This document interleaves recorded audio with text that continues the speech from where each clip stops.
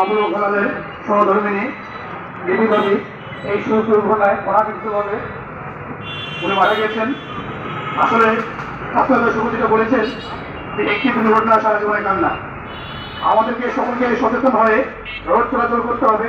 এছাড়াও বর্তমান বাংলাদেশ সিস্টেমে আজকে সড়ক বিভাগ যেভাবে ড্রাইভিং লাইসেন্স দিচ্ছেন, কোনো প্রশিক্ষণ প্রাপ্ত ড্রাইভিংকে না দিয়ে, কোনো ভাড়া লাইসেন্স না দেখে এই ড্রাইভাররা বিভিন্ন নেশায় আসক্ত হয়ে যেভাবে গাড়ি ড্রাইভিং করেন, এতে করে আমাদের অনেকের জীবন আজকে ছিন্নভিন্ন হয়ে যাচ্ছে। নির্দিষ্ট সময়ের আগে যেই সড়ক দুর্ঘটনা যে মৃত্যুগুলো হচ্ছে সম্পূর্ণ অনাকাঙ্ক্ষিত এবং অনাকাঙ্ক্ষিত মৃত্যু।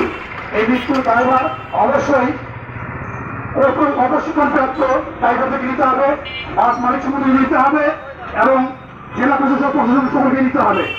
আপনারা যদি সচেতন হয়ে ড্রাইভিং প্রশিক্ষণকে সুসংগঠিত না করেন, তাদেরকে যদি সচেতন করতে না পারেন, তো এই ধরনের ঘটনা প্রতিনিয়ত ঘটতে থাকবে।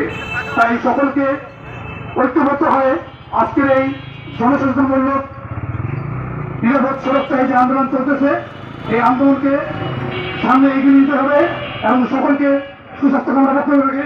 আমি আমার আসসালামু আলাইকুম।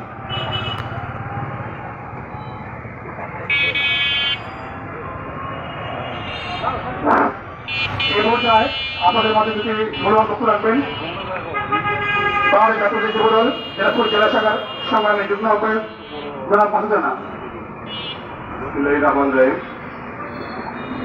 একটি দুর্ঘটনা সারা জীবনের কান্না।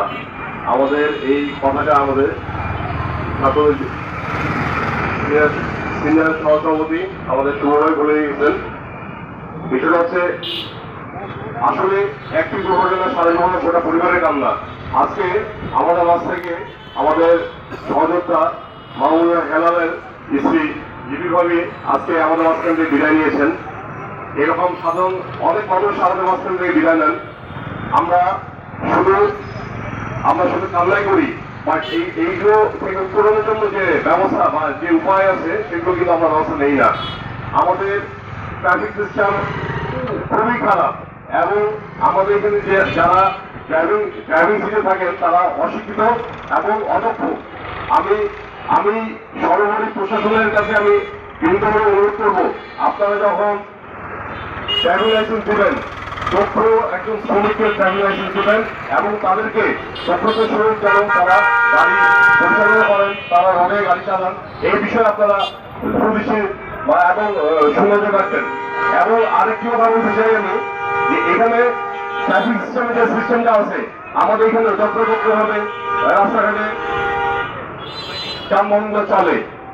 আমরা ট্রেনগুলো অনেক সময় দেখতে পাই শহরের মধ্যে ট্রাক ঢুকছে, ট্যাঙ্গলরি ঢুকছে, বিভিন্ন রকম যে যানবাহনগুলো নিষিদ্ধ আছে সেই নিষিদ্ধ যানবাহনগুলো কিন্তু শহরে চলাফেরা করছে। আসলে এগুলো চলাফেরা করা টোটালি নিষিদ্ধ, বাট প্রশাসন কিন্তু এগুলো দিকে কোনো কর্ণপাত করেন না এবং রোডে যে স্পিডে আমাদের গাড়ি চালানো উচিত বা চালানোর দরকার সেই সিস্টেমটা এখন পর্যন্ত বলবৎ হয়নি। তো কাজে প্রশাসনের কাছে আমি আবেদন জানাচ্ছি যে আপনারা এই দিকে দৃষ্টি রাখবেন এবং আমাদের নিরাপদ সড়ক বাস্তবায়নে আপনারা সচেষ্ট হবেন। এই বলে আমি আমার সংক্ষিপ্ত বক্তব্য এখানে শেষ করছি। আসসালামু আলাইকুম ওয়া রাহমাতুল্লাহ। আমাদের মাঝে উপস্থিত হয়েছেন দিনাজপুর জেলা বিএনপির সম্মানিত সহ সভাপতি